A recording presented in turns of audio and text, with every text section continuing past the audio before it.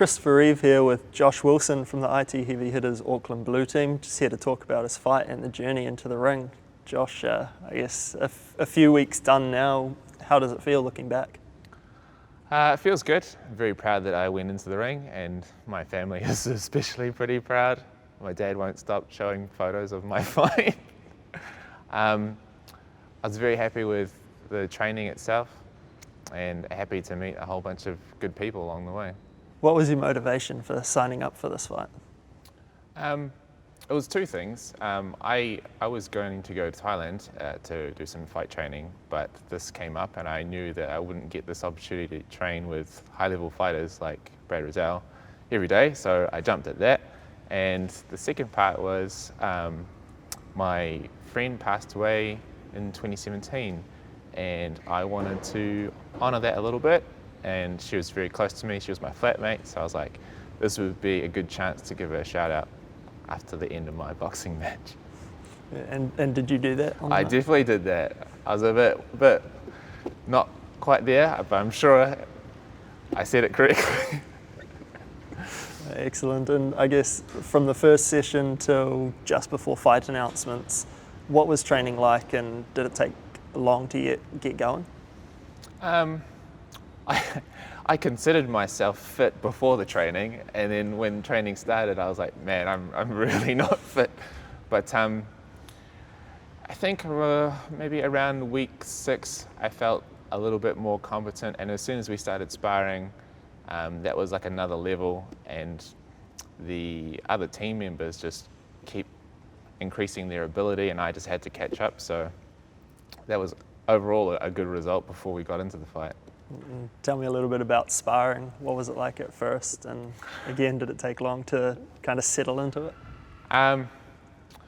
Maybe it was just the nature of our team, but I enjoyed sparring, there's no doubt about it. But as soon as we started sparring, we went way too hard. I'm pretty sure everyone's like that, but naturally when you start fighting and you get a hit, I think because you're so used to hitting pads hard, you hit the bag hard, you're doing all these things hard. So when you get a strong hit, your natural inclination is to hit back harder. So we had to get adjusted to that. But once we figured out defense is actually a lot more important than hitting hard, it was happy days. Yeah, and I know your team had a little bit of a coaching change at the start. Did that affect anything? To be honest, I don't think it did. There was, we started out with Shane Young, and he went and did his own thing, and then we got Brad. But in between time, I almost think it forced us to be more cohesive as a team, because there were times where we would get different trainers involved, but we'll just have to train with the people that we've got. Getting up for, 6:30 a.m. gym sessions 3 times a week. Do you feel like that brought the team together all that much more? I prefer training in the morning, and we actually started at 6 a.m. There you go. And I do think it benefited the team in the sense that it was out of the way in the morning and you just get on with your day. And I think it had a good vibe because we had a sense of achievement before we did anything in our personal lives. And now talking about the cause and what everyone stepped in the ring for, was that sort of an underlying thing going throughout training that you were thinking about? To a degree, at least when I'm training, I'm sort of involved in what's the task is at hand. But I suppose it's always in the back of my mind. The other day, I left work and I saw some people in St. John's attire, and I could have sworn it was my flatmate because she worked there as well. And I suppose I was happy that I did the event, but it just was very fresh straight after the fight. Yeah. And what were the emotions like after the fight then? I was happy. There's no doubt I was happy. Almost relieved to a degree. I was like, oh, I get to watch everyone else fight now. It did feel a great sense of achievement. Yeah. Did you watch the fight announcements when they were live broadcast? Yes. There's a Snapchat of me, recording it with Mike saying who's fighting who, and then like me going, ah! So I was pretty happy when I got announced. Would you have been unhappy if you did miss out on a fight, knowing that you did want to shout out your friend in the ring? Yes. I wear my heart on my sleeve. If I'm unhappy, you'll know about it. And I'd probably use our Facebook team page to be like, oh, I'm a little bit sad about it, but I'd still support everybody and still help them train. Because there's like nothing worse than like having a fight and preparing for it, and then you've got less of a team there to help you train for it. So I know what that would feel like. So I'm very happy that our team stuck together to help train people that did have a fight. With 18 fights on the night, obviously not everyone does get a fight. Does that team element come into it all the more, knowing that not everyone's going to get that fight, and some people might not, be overly happy about it, but they're still going to be there to help the others kick on? Absolutely. I think I'm going to shout out Pete for a second, because he didn't get a fight, but he rose to the challenge, and he was a star on the night, getting everyone prepared, ready for their fights, and just speaks to his character in general.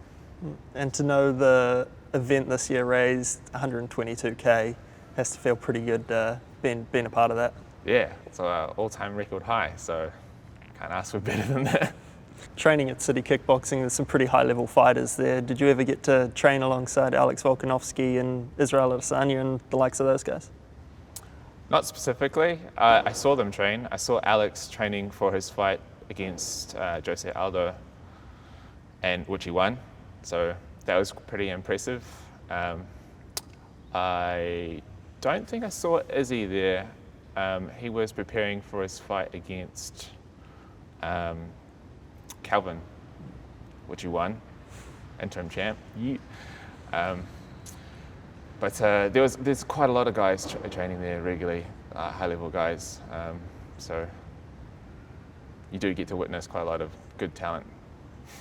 Did you ever have days training where you show up and you're kind of not 100% there, you're not really feeling it? I think most days. But I think we all rise to the occasion.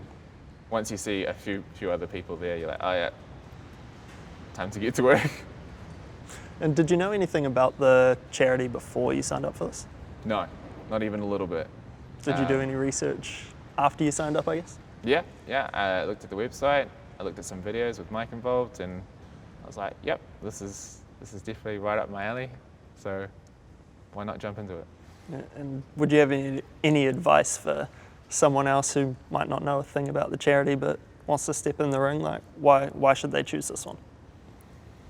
Why should they choose this one? I think the support aspect is very, very important. If you get involved, I wasn't expecting to have this group of people that would be there all the time talking to me about, problems that they're going through, which were very similar to mine. I just didn't expect that. I thought, it was just going to be go to training, train, fight for this charity, raise money. But that aspect of it was a lot more valuable than I anticipated. So for anyone that's like on the fence about it, just jump into it. You won't really know what you're expecting to get, but it is of huge value, or at least it was for me. And value in what way? Just like little things like getting quite a large hit in training and being like, oh, I'm not sure about this, and having quite a few people speak up like, oh, I've experienced the same thing, and we're just got to take it a bit easy. And with that level of communication, it follows through in training, so it sort of shapes the training. So if a lot of people are having a similar problem, we can do things to shape the training to fit that profile, as opposed to sort of just biting down on your mouth guard and taking injuries. And I know you got to fight someone in your own team. Was that a little bit weird at It was training? weird. It was very weird. I often think what it would have been like if I fought someone on the opposite team. But we fought like Brad. We both fought like Brad. At least I think so.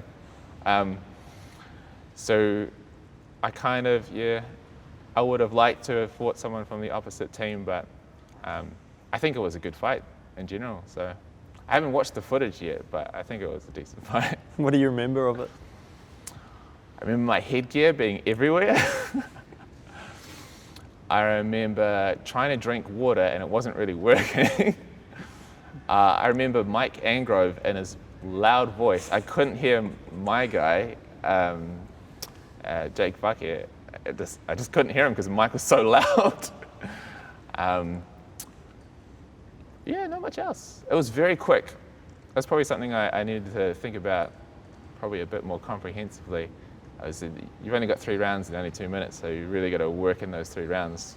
So I was kind of used to doing more over a longer period. Yeah. And I guess, yeah, you were second fight of the night. Was it good being that early and getting to just sit back and watch for the rest of the night? Yeah, I think so. I'm not sure what it would be like if it would be like last fight or anything like that, because I know that like some people left. Not team members, but like people in the stands and stuff. So I get the feeling that might make you a bit more anxious. But I think it was pretty decent to go second. Do you think you'll keep training and maybe get in the ring again? Definitely keep training. I want to get into the ring, but at the moment I'm a little bit concussed. So I have to take that a little bit easy. It's a difficult one because I definitely do like training. Like my training, I was training before I did the charity boxing fight, and it's a bit of a bummer not being able to do that at the moment. So I gotta watch it. Was that a result of your fight on the night? I'm not actually sure, to be honest, because I was sparring a lot. So I had the sparring with the blue team, so that was Monday, Friday, and I also spar on the Saturday with City Kickboxing. And I get the feeling that was probably too much sparring for me, especially because on the Friday it would be the blue team and it would be kicked up a notch with the people from City Kickboxing on Saturday. So, yeah. Right. And how soon after the fight did you find out about the concussion?